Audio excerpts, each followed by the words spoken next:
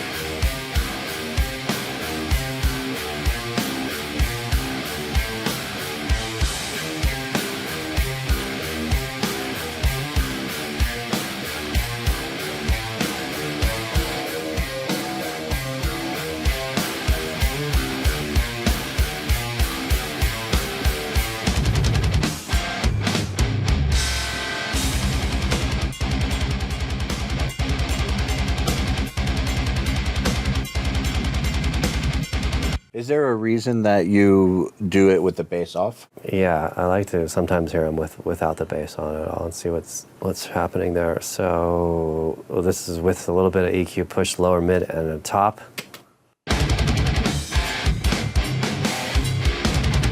And without.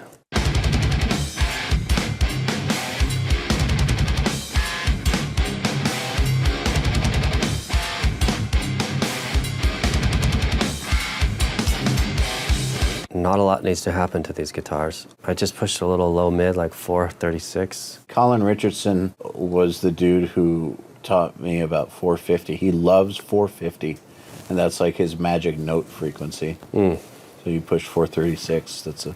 Yeah, I remember that in working with Colin on... The 450? Well, on lower mids in general, like trying to get heavier guitar tone, and like we thought that like pushing low end in the guitars was going to make them sound heavier, but really it's like just going to make them sound muddier.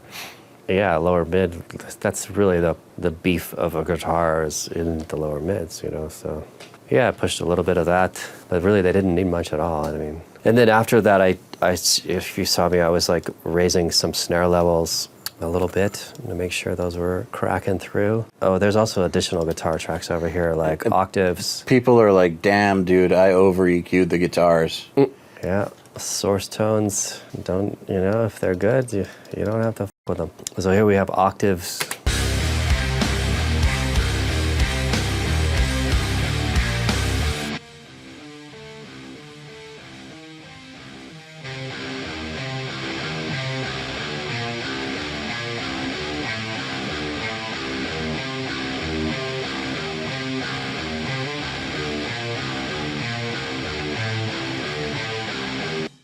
I need to do anything to those, just you know, tuck them in there.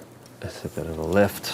I love octave guitars. And it works with the Vocoder synth, just doing the same line here. So let's see what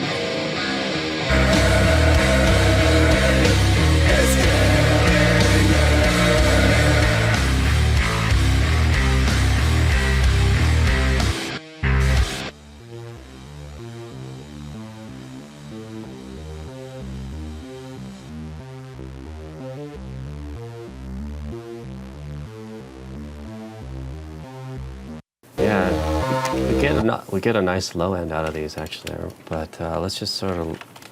You just group them? Group them, and yeah. I often like just make groups and just don't label it, just make it because it's faster, and then if I need it, I'll make a group when I need it. But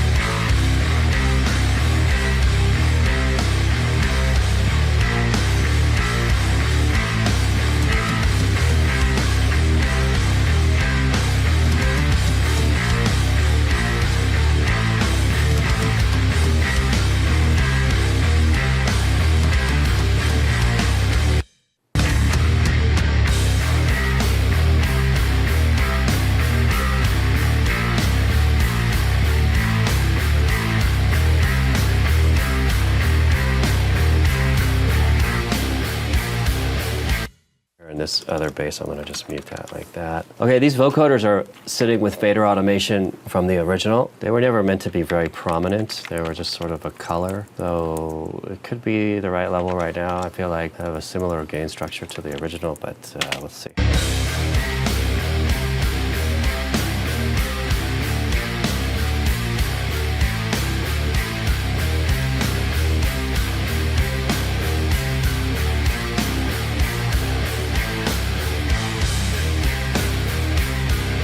Bring them down a little bit.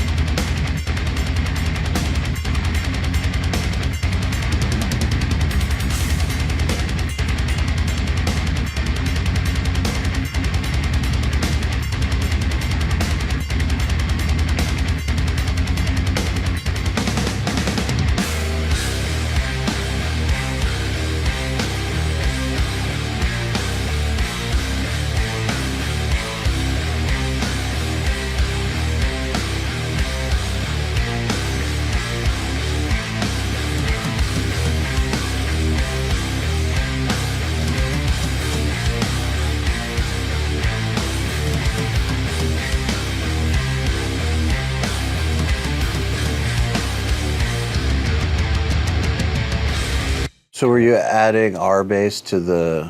Now I'm like going back to the toms now because I don't like. I'm still not like. I want to address something that I saw in the chats because this keeps coming up, and I just want to talk about it for a second. People are blown away by the fact that you barely did anything to the guitars, and this is something. The way you mix is kind of the way that I was taught to mix. Like I learned a lot through Colin and Andy, and then Sukoff and Mark Lewis, and so I come from that school, and it seems like you come from that school too. And so this seems very familiar to me. And one thing when I was at Audio Hammer that came up a lot was who can mix guitars without any EQ? Like who can get a good enough source tone? It was like Mark always won because his guitar tones are incredible, but like the that was always a thing. Like who has the biggest balls is the dude who can get the best amp tones and not have to use any EQ. And so I'm seeing this, and it's like what you said earlier, what's important is not what you do, but it's also that you know what not to do when you're mixing. And so to those of you guys watching who are saying he didn't do anything, it's actually, you can look at it that way, but it's more that he knew what not to do because he already knew what was there. If these guitars were lacking something, correct me if I'm wrong, but if these guitars were lacking something, you would have done a lot more to them to add what was missing. Yeah. But since they already had all the stuff you need, why mess with that? Yeah. You don't need to. Yeah. I mean, you said it all right there. Like, well, I just wanted to emphasize it because it's so important. Because I think that guys that are first learning how to mix, obviously you don't just get to work on tracks of this level. You're probably not going to work with bands like Gojira. You have a lot of local bands and stuff, and so the quality of the tracks you're going to get are not going to be like this. And so you're probably used to having to do a lot of work to try to get your tracks good. But you also need to develop the sensitivity in your hearing and your tastes to know when something is already good. Because once you know that, then you know if you need to add stuff, take stuff away, or just let it be.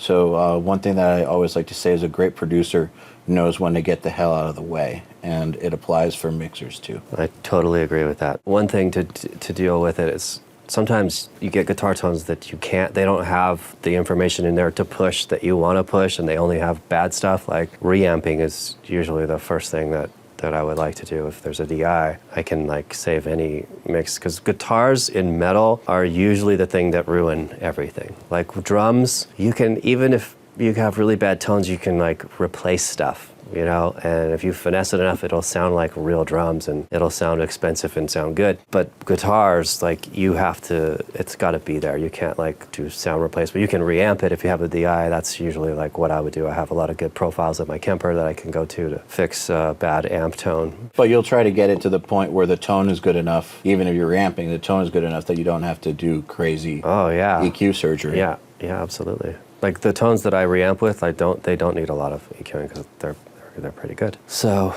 yeah, but these toms, these are another story here. They need some help.